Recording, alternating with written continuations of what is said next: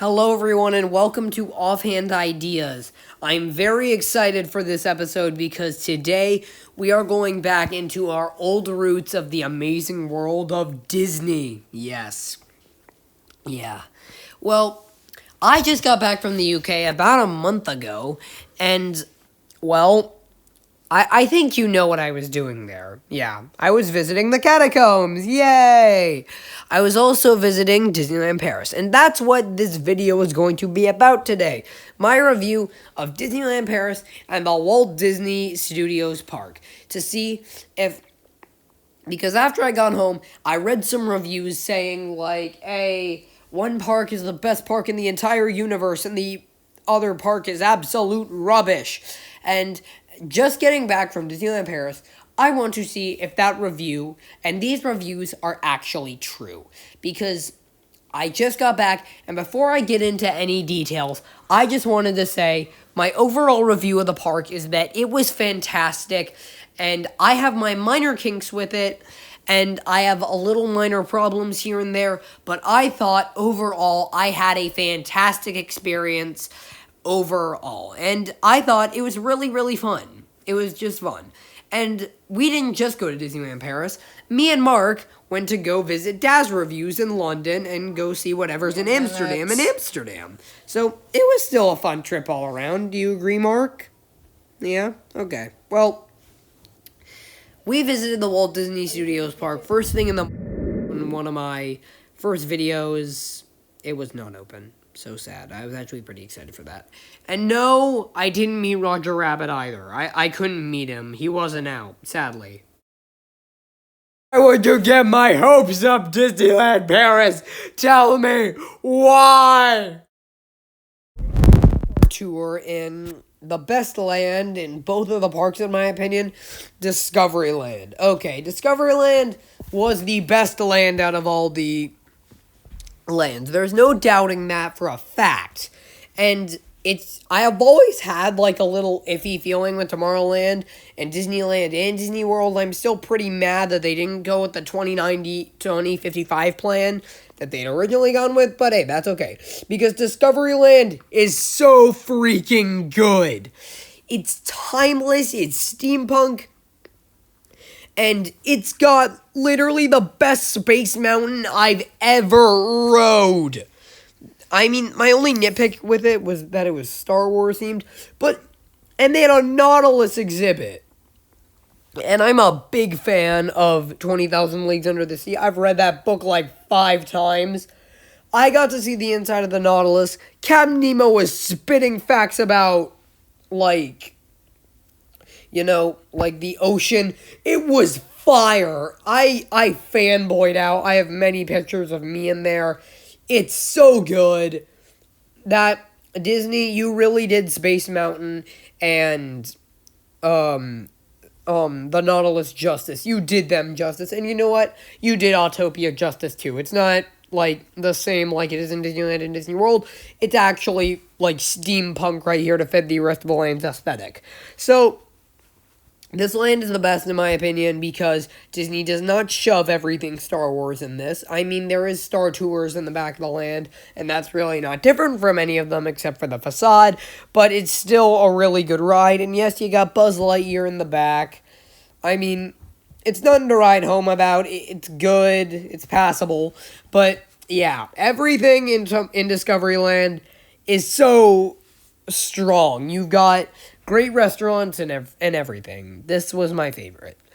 And moving into Fantasyland, we've got the Dragon's Cove. The Dragon's Cove, in not being a ride, it being a walkthrough attraction, this actually sent many chills down my spine. It was actually a very, like, scary experience, and like Disney doesn't do a lot nowadays.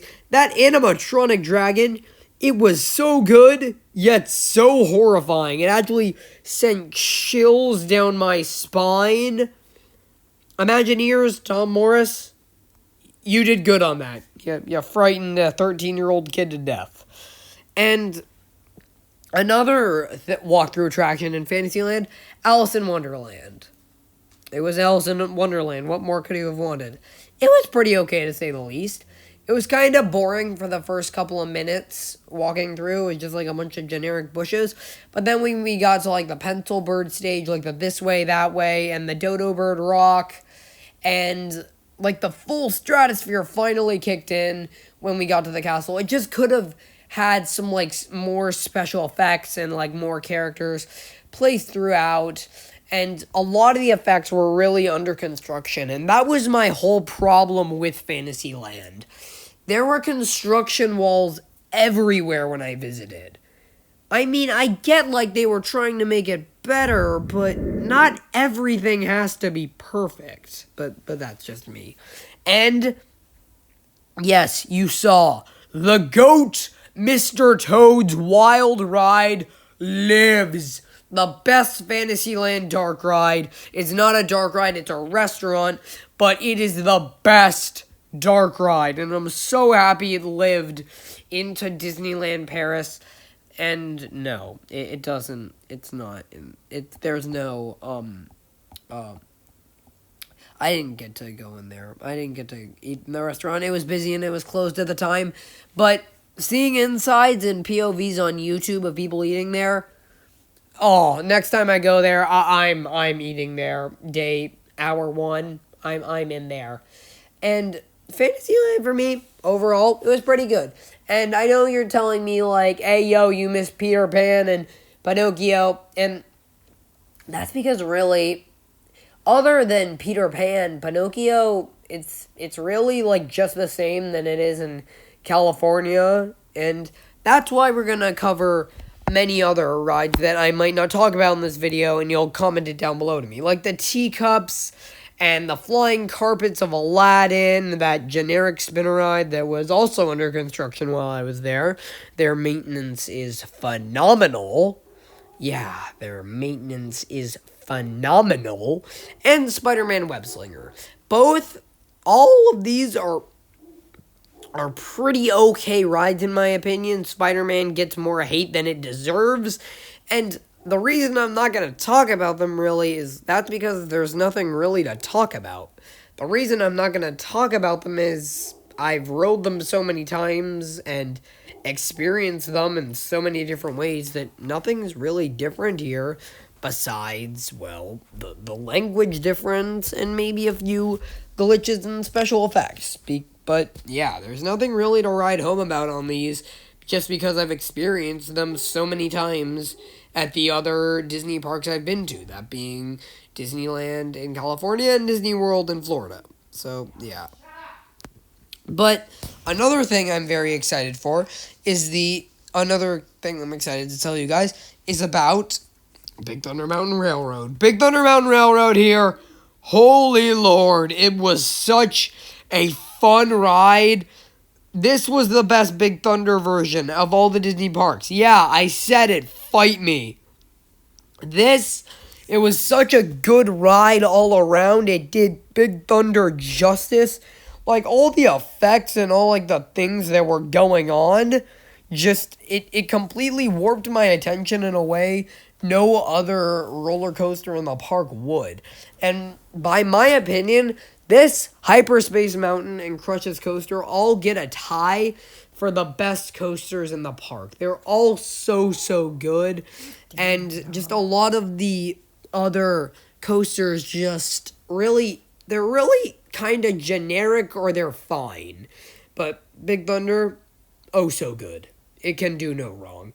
And next to Indiana Jones and the Temple of Peril, it's a roller coaster. What more could you want? It's very short. You blink your eyes, it's done. It's just, I mean, it's okay. It just doesn't really have much to do with Indiana Jones. It couldn't have not have been Indiana Jones. I really wouldn't have cared if it was or wasn't. And just, yeah, it was a roller coaster. My opinion, the worst roller coaster in all of the park. That's how mid it was. Before we move on to the next park, I'm going to name a list of all the things that were closed when I was at the park because many things were closed, and that's why I'm not putting them on the list. So I'm going to name them real quick. Casey Jr. Circus Train, the Storybook Land Canals, Haunted Mansion. Yes, I was so excited to ride that, but they closed it on me the last time I came. Evil. Also, another thing that was closed was... Actually, that was all that was closed. And before we leave, we must talk about It's a Small World. Okay, I'm not the biggest fan of It's a Small World. I think It's a Small World, it's cute on its own right. I'm not like the people on the internet that say, oh no, that ride is creepy. Annabelle dolls. Those things are just Annabelle dolls from the 1950s. But I actually think the Paris team actually did pretty good here.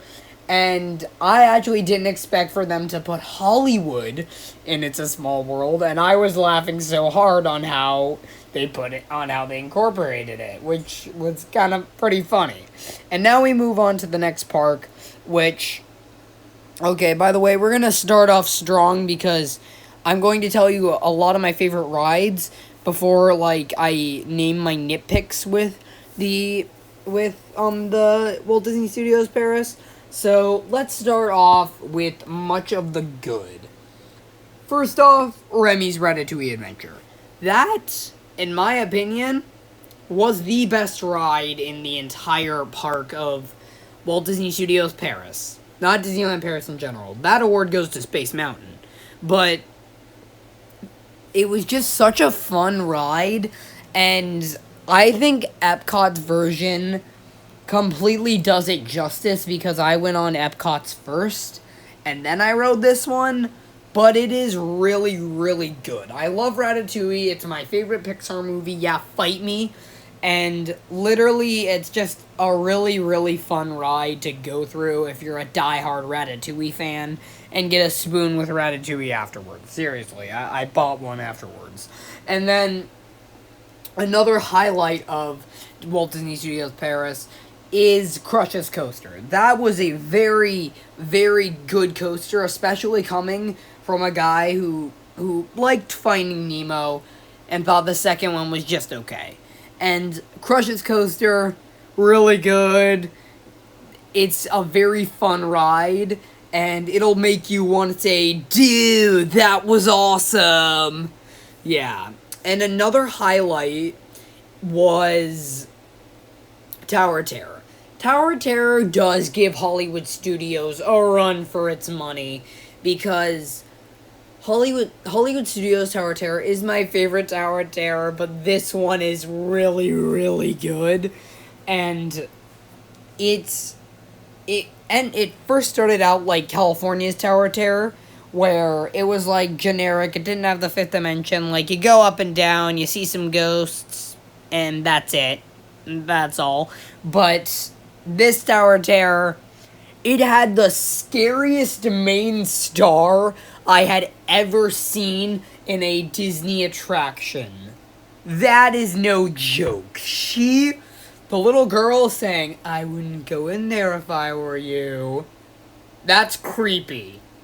And Tower Terror was done justice in Paris. That was just a very fun experience, which really gives Hollywood Studios a run for its money.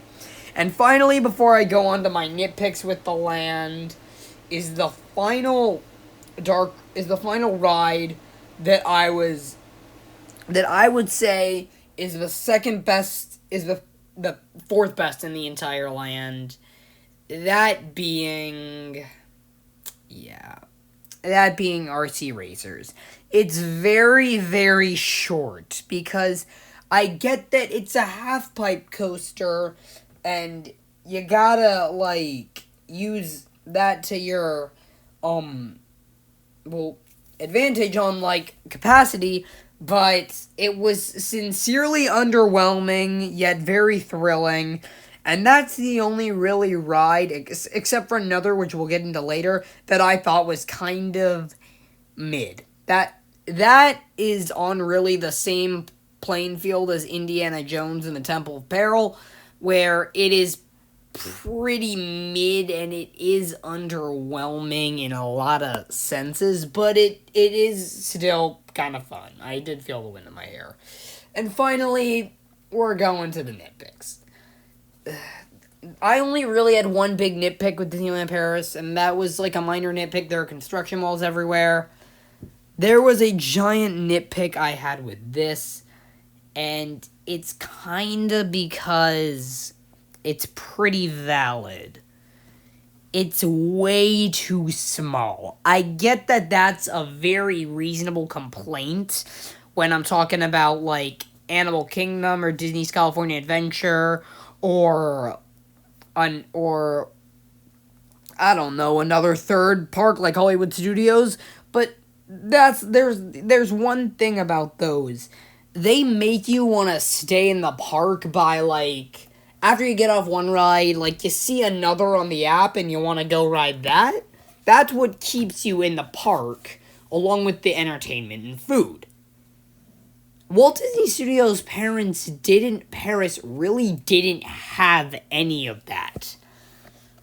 Like, right after we rode Tower Terror, Remy's Ratatouille Adventure, RC Racers, Crush's Coaster, and a few others, like the Cars ride, which is one of the most underwhelming experiences in the entire park.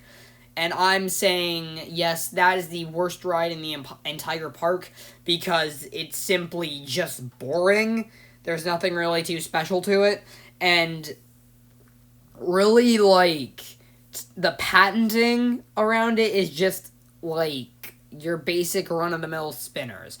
The only thing I'm giving an excuse to is Avengers Assemble Flight Force. I'm giving that an excuse because, yes, it was mid, and it was just a cheap reskin of Rock and Roller Coaster, and yes, the VFX in the actual ride could have been way more expanded upon than what we actually got, and they could have changed the track layout, but they didn't. It's on the same page as Indiana Jones and a few others I rated before, but yeah, it's a good coaster in general if you're a Rock and Roller Coaster fan, but if you're a Marvel fan like I am, you're kind of gonna be disappointed. But the food here was really nice. Not in Walt Disney Studios, in Disneyland Paris. The food there was very, very nice. But in Walt Disney Studios Paris, I actually don't remember eating here. I remember eating in Disneyland Paris, and that's it. But after we rode a few of the big rides, we were just questioning why we were even still in that park. And I get, like, and don't get me wrong, I'm not, like, a big Disney hater like a lot of people on the internet are. I'm actually a very big Disney lover, and I love a lot of the content that Disney creates, and when I look into it more, then I can see the gripes people have with it. But for Disneyland Paris, it's kind of half and half most of the time, where you have such great rides in one half, which is the main Disneyland Paris park, and then you have another park that's severely cut in every sense of the word. And that's coming from someone who had so many construction walls at my visit to Disneyland Paris.